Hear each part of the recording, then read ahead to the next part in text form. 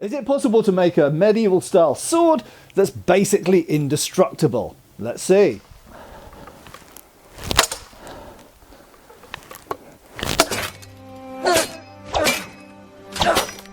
Rob! You've ruined your sword. Honestly, I expected this to stand up better.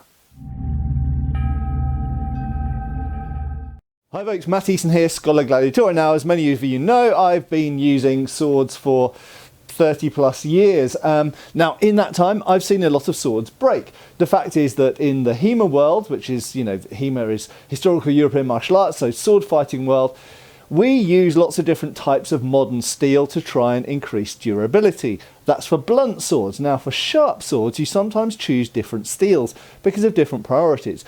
Some types of steel work very well with a thick edge, so for blunt swords, and it's essentially taking blunt absorption. And some swords you want to have a sharp edge that has good edge retention. So different choices, different types of steel. Now, what is this steel? This is S5 shock steel. This sword here is from RVA Katana. So thanks to John Kang and the team at RVA Katana. They've got great socials as well. They've got a presence on here on YouTube, also on places like TikTok and Facebook and elsewhere. So I'll stick a link to their socials down below and a link to this exact sword. Now, first up, to be concise, this ain't a cheap sword, okay? So this is over $800 currently on RVA Katana. So it's a fairly expensive sword. It's not as expensive as some Albions, but it's more expensive than lots of other swords in the market. And it's a pretty basic sword, okay? But what you're really getting with this, at least in theory, and I'm going to see what I think about that, is this blade, which is S5 shock steel. So this sword is actually from Cloud Hammer, okay? So this is from Cloud Hammer, stocked by RVA Katana. And I have to say, on the surface of it, this is a really nice blade. It is a Hewitt Oakshott Type 18 blade, okay? So it's a Type 18 blade. That means it tapers to a point, but it's got some breadth to it, and the edges bow out. If they were in more of a straight line, that would be a Type 15. Okay, so this is a Type 18. Now, the Type 18 blade is very popular in the modern world because it provides a good combination of weight distribution and thrusting and cutting capacity. And it has a flattened diamond section. And I noticed that this has a direct bevel. It has a micro bevel maybe at the edge, but it has a direct bevel with a slight bit of niku, as the Japanese would call it, or apple seeding to the edge. So it's got some meat behind the edge. It's not a fragile edge. And John has said to me, this is a tough sword. This is S5 shock steel, so go ham on it. Now, I must point out, I don't yet know how far I'm going to go with this sword. Obviously, at this stage of the video, I wanted to show it to you before it potentially got damaged, broken. We don't know what's going to happen to it. What do I think of it as a sword out of the box for this price? Honestly, and this is my completely unadulterated, honest opinion, it seems very expensive for what you're getting, from my opinion. Okay, so $800 plus, which is probably about £650 in the UK these days, is a lot of money for such a basic sword. But it all depends on that blade, and it is a very nice looking blade, and it seems to be made of, in theory, a good, strong, nigh indestructible, I'll come back to that point in a second, steel. Okay, however, the hilt and the scabbard are really basic. The scabbard is quite thick wood, so it's kind of overbuilt for a Euro scabbard. It's a bit more like a Japanese katana or tachi scabbard in terms of its thickness. That's good for protecting the blade and protecting people in the house or the users or anyone else, and keeping it safe, but it's a bit overbuilt for a European scabbard, a bit big and heavy. The leather is not leather as far as I can tell, which is some type of man-made material. So the scabbard is essentially just a holder. You're not getting something that you'd want to wear around, in living history or anything like that with that scabbard. You probably want to ditch that. The blade's lovely. We'll come back to the blade in a second. The hilt, however, is really basic, and I would say massively under par for the price point. Okay, you can go to a whole bunch of other companies and spend $500, $600 and get a more historically appealing and accurate and, shall we say, more detailed hilt than this. Okay, we have a very simple straight crossguard. There's nothing functionally wrong with it. I believe the hilt parts are stainless steel. I've actually tried bluing them out of interest and it didn't work, so I assume they're stainless steel. It has a fairly nice cross section to it. People who do listener, who like to put the thumb on the flat of the blade doing a zwerkout or any of these kind of winden movements, will find that that section in the middle there is somewhat pointy and somewhat annoying. It's not particularly a problem to me because I don't do that very much because I do Fury and a little bit of Vardy. So it's not a big problem to me, and it's not unhistorical. You do find that on lots of historical swords, but just be aware that that is potentially a hotspot for people who like to put their thumb up on the blade, although you can arch over it if you put the thumb properly on the blade here. Okay, it's a fairly basic guard. It's a fairly basic and boring guard. However, I must say, it is very well fitted into the hilt. So you can see the aperture, as I call it there, into the guard. Fits really quite tightly, certainly as tightly as any historical ones that I've seen, and in fact better than most historical examples. Many of them are quite badly fitted there. So perfectly fine, and it is, interestingly and disappointingly, not tight against the blade. So it looks it at first, but when you wiggle it, I don't know, I'll put it near the microphone, you might be able to hear. Can you hear that? There we go. So there is unfortunately some movement in the guard on the hilt. And this is a brand new sword. I've not hit anything with it. I've not even cut a water bottle with it. The pommel, however, is completely rock solid. Now, I actually asked John, I said, how's this pommel secured? Because if we look at the end there, I couldn't see how the tang was secured in the pommel.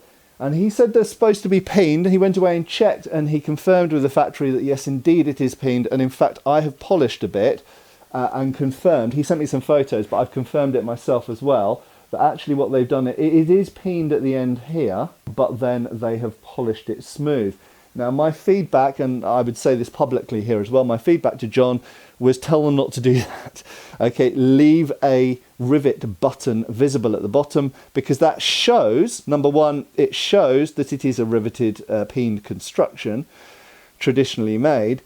But secondly, it means that if someone wants to dismount this hilt and put a nicer hilt on this sword, or if they have problems, constructional problems they need to fix, or they need to tighten it up, you can do it. If you've got a button at the end that you can hammer on or cut off or file off, then you can do that. If you filed it smooth, well, what am I supposed to do? I've got to drill into that peen. And I've done it. I've done it with this type of construction with reenactment swords. It's a nightmare. Okay, so far better to leave a peen button on there if possible. So that would be my recommendation. As a design, the pommel is frankly very, very boring. It's a generic wheel pommel with a beveled face on each side, completely cylindrical. It's got no taper in this direction, and yeah, it's completely boring, to be honest. And I would have liked, even if it had a recess in the middle, or maybe a bit more of a kind of scoop to the edge of that bevel, just something to make it a bit more interesting. It's incredibly basic, but again, it's not unhistorical, much like the crossguard. These are pommels that we find on original swords. Finally, and this is where I'm really going to pull no punches, I'm perhaps more diplomatic with my reviews than a lot of other channels, but I'm not going to be diplomatic here. I'm going to be completely upfront. The grip is a piece of crap for this price. It's horrible. I've seen better grips than this on $180, $200 swords.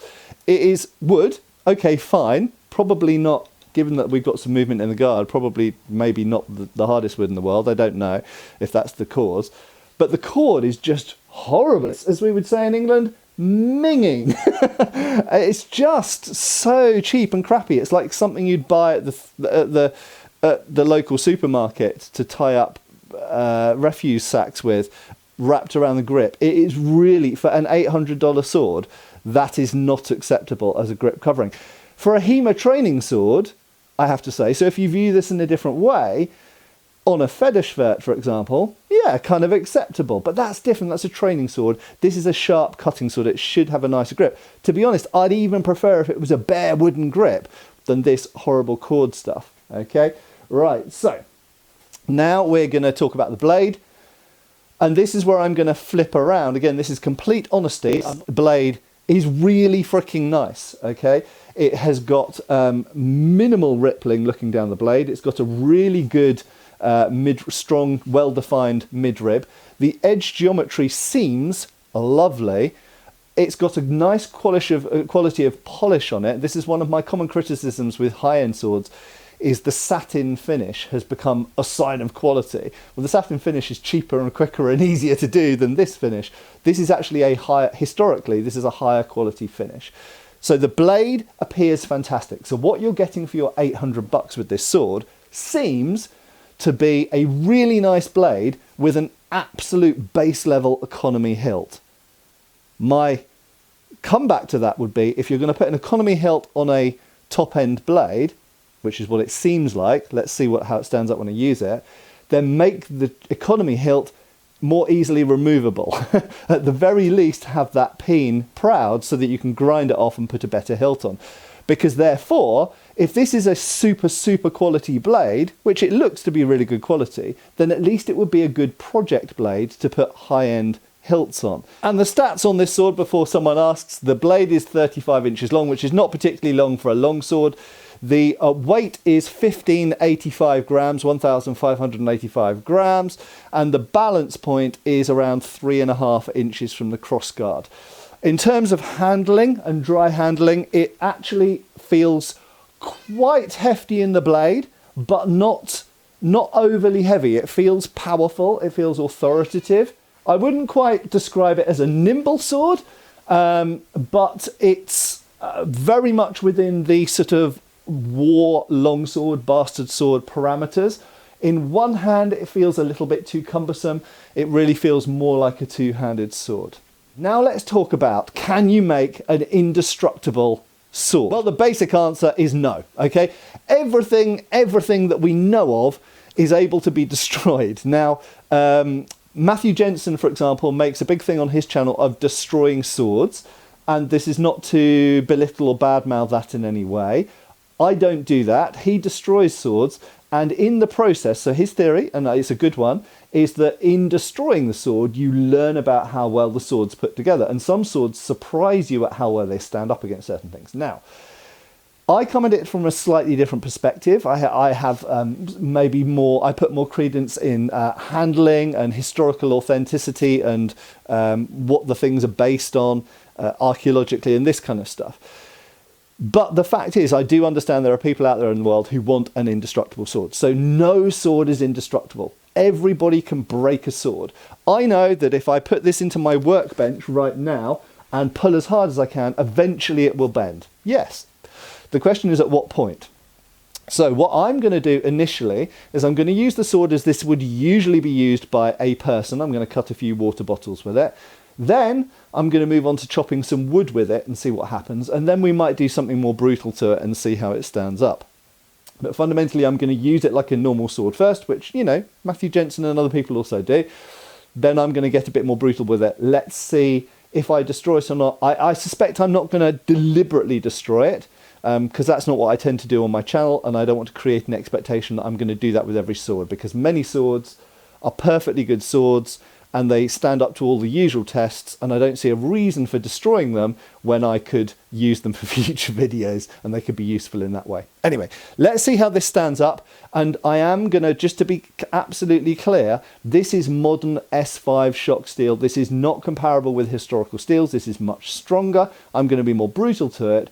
Unlike in Forged in Fire, where swords are overbuilt and built to survive abusive tests, I don't expect any swords sent to me to necessarily survive a ridiculous test. I just expect them to survive really well against the tests that I'm going to put them through. Anyway, let's see how it does.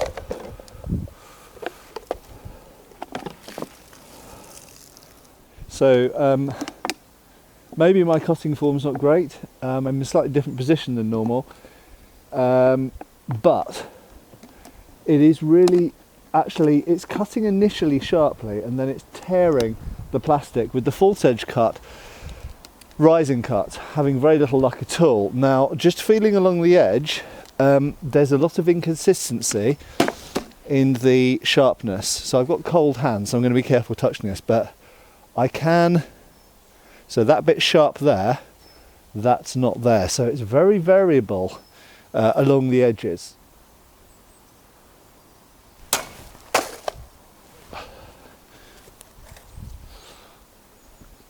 So interestingly, that was fairly good. It scooped it a bit, so it wasn't a great cut on my part, but it obviously hit a sharp part of the edge, and that was a rising cut, so that worked fine. Let's try some different targets. Right, let's chop some wood. So I've got my log pile over here. I've got one big branch over here, there we go, that I've set up, and I'm going to start chopping on this. I'm going to hit start off soft and build it up and see what happens.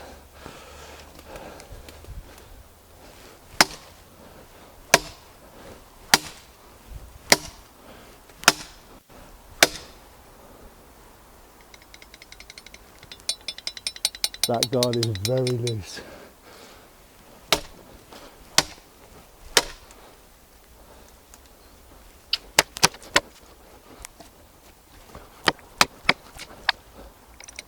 Do you know what, guys? I'm going to put some more safety gear on. Right guys, hopefully I'm a little bit safer now. Yeah, always be safe. And I should have been wearing more gear earlier on than I was, but I thought I'd probably put it on as I ramped up, and I think I need to put it on now. So, chainsaw, safety gear, gloves, mail shirt, why not? Right, let's carry on with this abuse.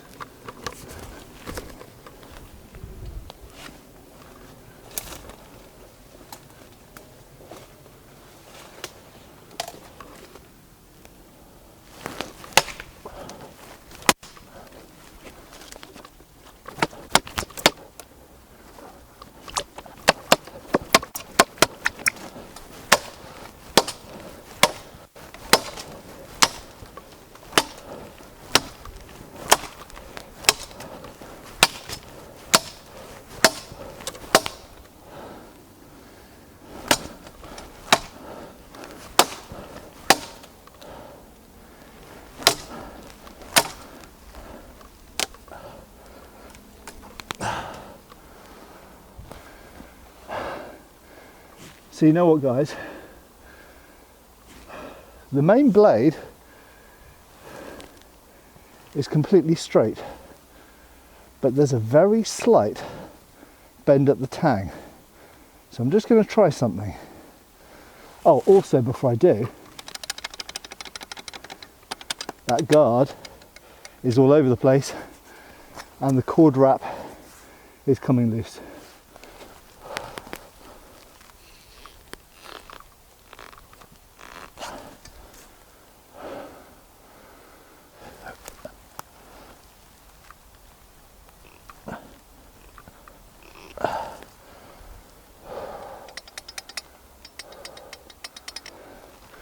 So I just wanted to see if I could manually bend the tang anymore. Actually, it didn't, so let's go back to chopping.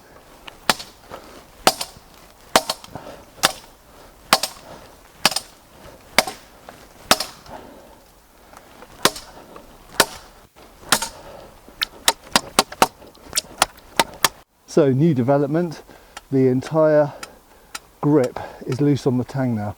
So we've got a loose guard, a loose grip, and I think the pommel's still secure.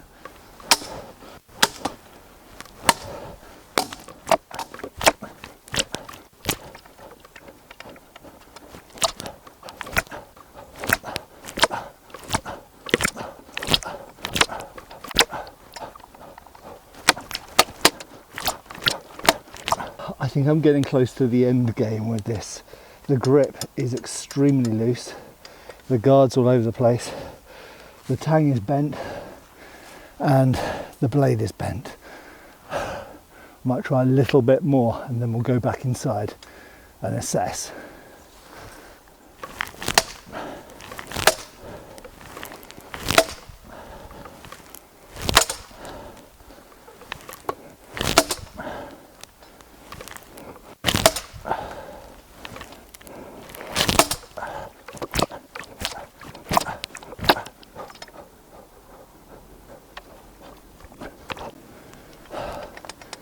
I wouldn't say that it's any worse, but it's pretty bad.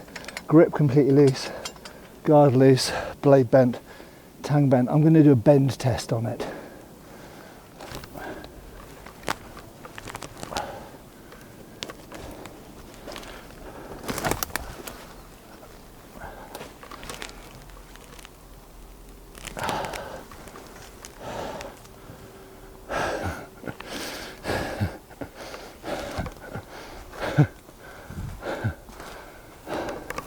I'm afraid, folks, we have a steel banana.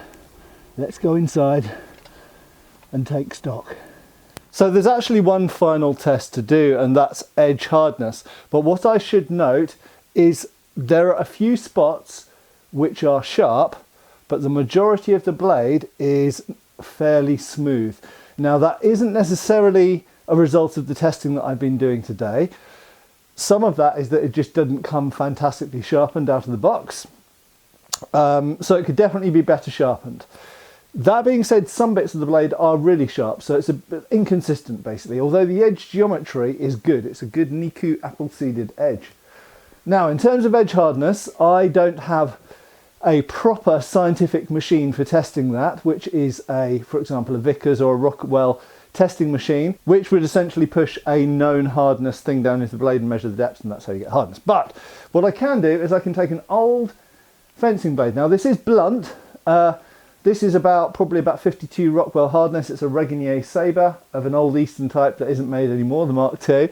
But I'm just going to bash the edges of this to see what happens. Now bear in mind, this is a sharp edge, this is a blunt edge, so the sharp edge should take more damage. But I'm just going to see if it gives me any information whatsoever.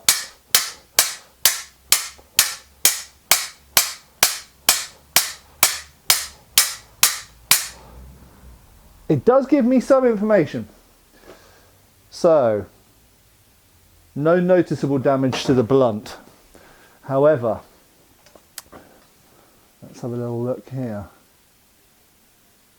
Just trying to get my face out of it because it's trying to focus on me. There we go, if I come out of shot.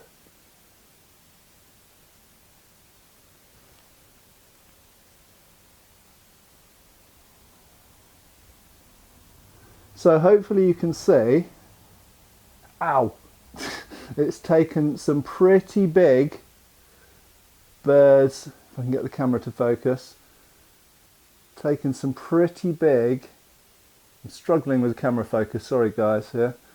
Hopefully you're getting some of that. Ow! Some pretty big, ooh, I've got a little metal splinter in my hand, be careful of those. Some pretty big notches. Now, is that unusual? No, actually, if you put a sharp edge to a blunt edge, the sharp edge will get chewed up. However, I would say, based on having done this with other blades, that's significantly softer than I would have expected. In particular, there's a couple of burrs here and here which have actually shedded metal. They've got splints sticking off the side rather than just sort of impacted, and it's drawn a little bit of blood on me. Not much, just a pinprick. So let's assess. Hopefully you can see the bend in the blade. It is a banana. It's about, it's about 1.5 inches out of true, no more than that. About 3 inches out of true alignment. The tang you probably can't see on camera, but it has a very slight bend to the side. Now that actually happened quite early on when I was chopping into the wood. I thought I perceived it, and then I noticed it definitely was a real thing as I carried on. But it didn't get worse, I have to say that. However, and I'm just going to slip a glove on here so I can handle this blade more safely, because I need to be able to show you the hilt. The wood, hopefully you can hear that, the wood moves side to side. It doesn't move in this plane, but it moves in this plane.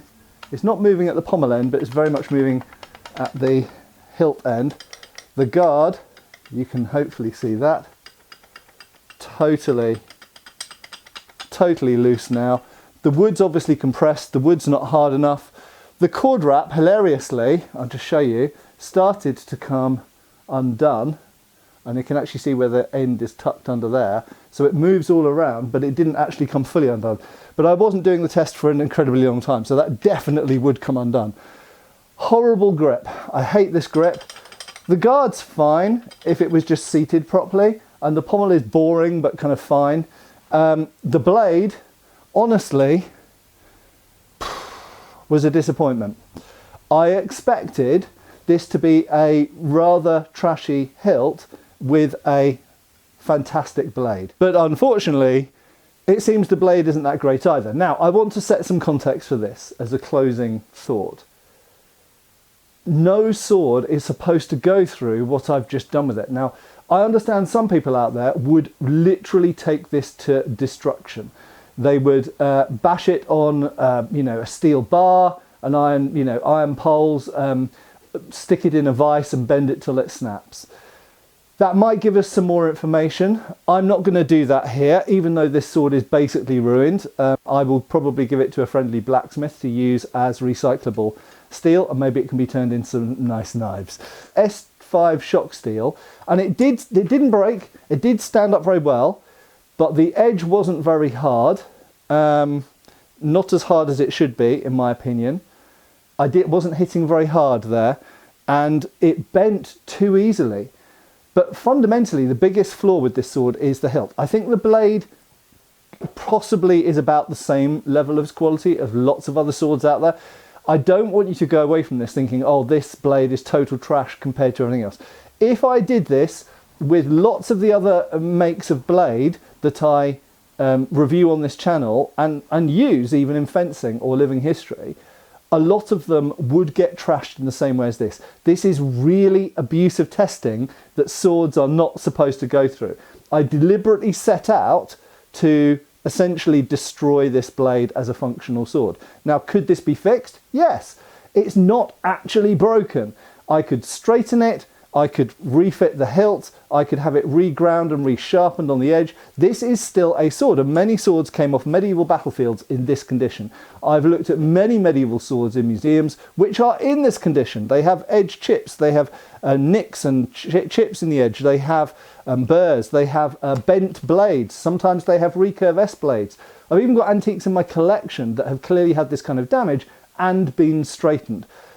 So don't think that this is necessarily a bad blade. It's just not indestructible. And I suppose that's the headline here, is answering the original question for this video. No, you cannot make any kind of indestructible sword, and this is no different. Yes, this is going to be a lot tougher than a lot of swords out there on the market. And someone else might test this and find this stands up way better than many other swords they've tested. And I have to say, I'm slightly surprised it didn't break. I really honestly tried to break it by hitting, which I regard as abusive, but not outrageously abusive. Anyway, there we go. Take away from this review what you will. I'm going to stick the link below because, do you know what? RVA Katana are a great business. John's a really nice guy, makes really good videos, and they've got lots and lots of good swords in their inventory. I just feel that if this was a $400, $500 sword, I can probably say, do you know what, for the money, this is a pretty solid sword and might be good. The blade might be good for projects. I just feel that at $800, I can't personally recommend it. But RVA have loads of other good things. This is the Cloudhammer longsword. They have loads of other really cool products to check out. And of course, there are lots of other reviews of their stuff as well. And some of their things, both from Cloudhammer and other brands, have done really, really well in tests and been reviewed very highly. Unfortunately, this longsword, for me, just isn't one of them. Anyway, I hope this review has been useful. And I hope it's answered the question. Perhaps even if you're doing role-playing games or living history, you've wondered, what could a sharp sword actually, could I chop down a tree with a sharp sword? Don't try it. You could do it, but your sword's going to be ruined, just like that famous quote in Game of Thrones. Anyway, thanks a lot for watching, and I hope I'll see you back on the channel really soon. Cheers, folks. Thanks for watching. We've got extra videos on Patreon. Please give our Facebook a like and subscribe if you haven't already. Cheers, folks.